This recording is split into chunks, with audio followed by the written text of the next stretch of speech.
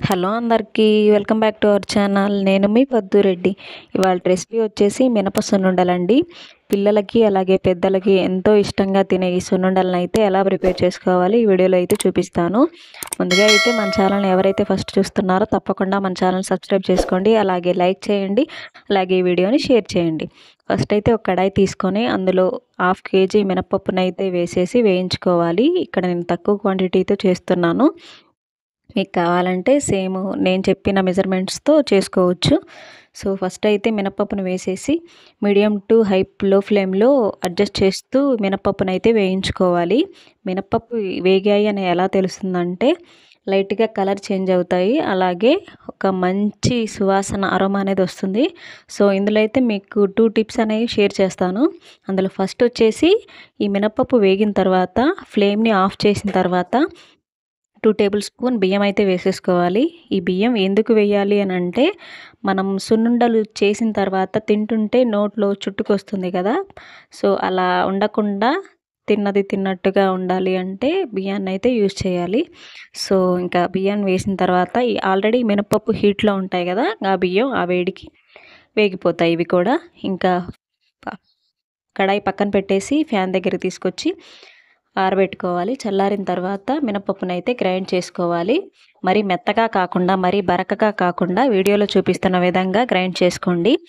అలాగే నేను ఇక్కడ 1/2 kg మినపప్పుతో చేస్తున్నాను కాబట్టి సేమ్ 1/2 kg బెల్లాన్ని అయితే యూజ్ చేశాను.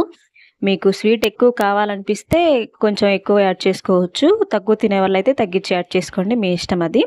సో ఇంకా బెల్లాన్ని అయితే మిక్స్ చేయాలి కాబట్టి మిక్స్ చేస్తుంటే చుట్టుకొస్తుంది కాబట్టి కింద అయితే కొంచెం మినప్పిండిని వేసాను. అలాగే బెల్లం వేసేసి పైన కూడా మినప్పిండిని అయితే 2 గుప్పెళ్ళు అయితే వేసేసాను. ఇంకా దీన్ని కూడా గ్రైండ్ చేసుకోవాలి. ఈ విధంగా గ్రైండ్ చేసుకోవడం వల్ల బెల్లం అనేది మిక్సీకి అంటుకుపోకుండా బాగా మిక్స్ అవుతుంది. ఇంకా నెక్స్ట్ అయితే ఇంకా మిక్సీ పట్టిన దాన్ని పిండిలో అయితే వేసేసుకొని మొత్తం మిక్స్ చేసుకోవాలి, బెల్లం మిగతా పిండికి కూడా పట్టే విధంగా. సో ఈ విధంగా ఉండలు లేకుండా బాగా కలుపుకోవాలి. అసలు ఈ రెసిపీని ఇప్పుడు అంత అర్జెంటుగా చేయాల్సిన అవసరం ఏంటంటే మా తమ్ముడు గుంటూరు హాస్టల్లో ఉంటాడనమాట. సో తనకి చేసి పంపిద్దామని చెప్పేసి ఇంట్లో అయితే ఘీ ప్రిపేర్ చేసి ఇంకా మినపప్పు ఉన్నాయి కదా, సున్నుండలు అయితే చేద్దామని చెప్పేసి ఇంకా మినపప్పునైతే వేయించి ఇంక ఈ రెసిపీని అయితే చేసాము.